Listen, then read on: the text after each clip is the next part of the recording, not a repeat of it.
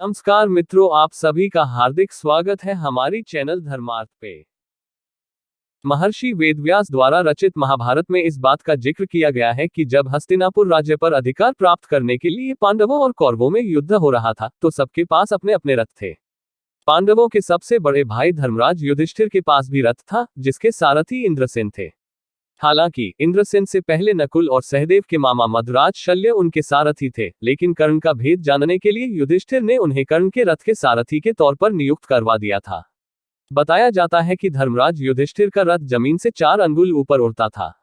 इसके पीछे कारण ये बताया जाता है कि महाराज युधिष्ठिर कभी झूठ नहीं बोलते थे, सत्याचरण का पालन करते थे और धर्मात्मा थे, इसलिए उनके पुण्य के प्रताप से उनका रथ जमीन से 4 अंगुल ऊपर हवा में उड़ता था। उनके रथ का नाम ही धर्मपद था। युधिष्ठिर के एक झूठ से जमीन पर आ गया रथ।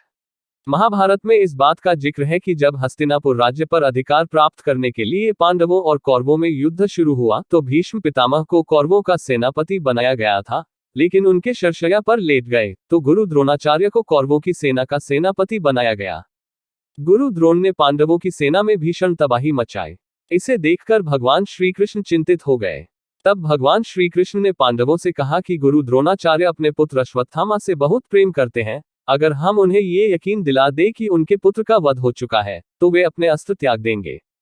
उस अवस्था में उनका वध आसानी से किया जा सकेगा।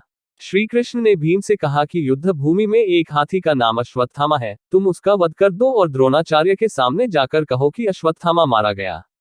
भीम ने ऐसा ही किया। भीम के मुख से अपने पुत्र की मौत की खबर सुनकर आचार्य द्रोण को विश्वास नहीं हुआ। तब उन्होंने युधिष्ठिर से इसके बारे में पूछा, क्योंकि वे जानते थे कि युधिष्ठिर कभी झूठ नहीं बोलता। गुरु द्रोणाचार्य के पूछने पर युधिष्ठिर न कहा कि अश्वत्थामा मारा गया और उसके बाद धीरे से बोले, किंतु हाथी। इसके पहले युधिष्ठिर का रथ पृथ्वी से 4 अंगुल ऊंचा उड़ता था, लेकिन उस दिन के एक झूठ की वजह से उनका रथ जमीन से सट गया।